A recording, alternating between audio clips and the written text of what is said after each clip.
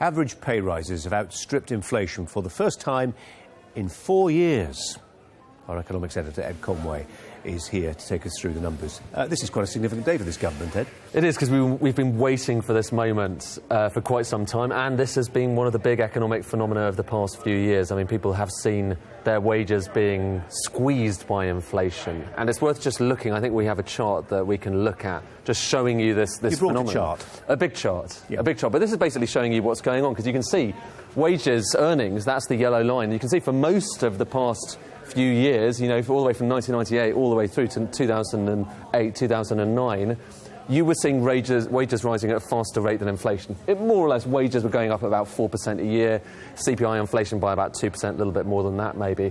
And that just reversed over the course of the crisis. You saw wages dip down to this very low level. You saw inflation get up to kind of over 4 or 5%.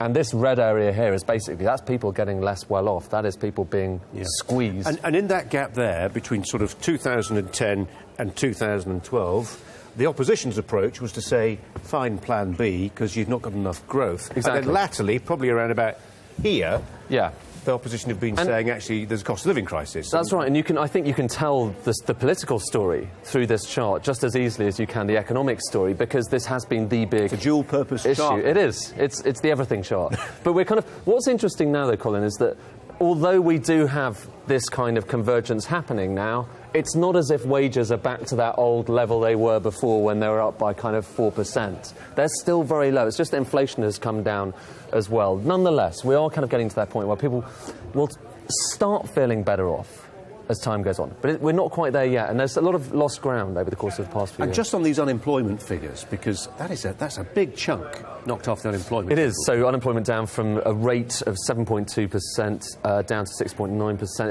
It's a big fall. The Bank of England had previously been saying, look out for that moment when we go below 7%, because then we're going to start considering raising interest rates.